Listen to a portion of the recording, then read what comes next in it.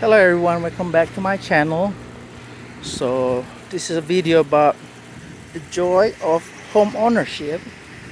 So apparently my AC decided to break down on me, and of course it's during 86 degrees weather. It's showing pretty much 80 degrees in the house.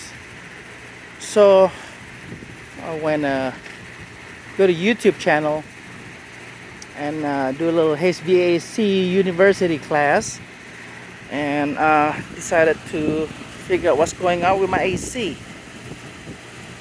So I just pretty much there's a capacitor there that I just replaced, and this is the old one.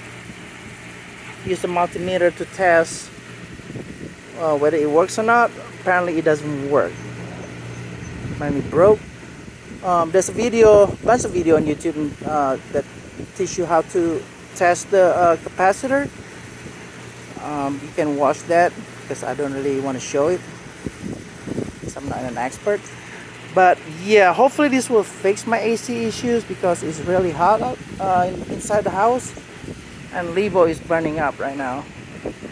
So if your AC doesn't work and it's blowing hot air, that's probably the first thing you need to change or take a look at it.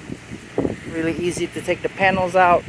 There was 1, 2, 3, 4 screws.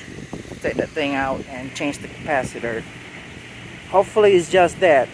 And the capacitor itself costs only about 25 bucks if you go to Ace Hardware, or it costs about $15. You order it on Amazon, but you won't be able to get it right away. I would say keep it spare just in case for the next summer. If it broke, that way you don't have it in stock and ready to go, because this thing supposedly needs to be replaced every 5 years. Alright, appreciate it.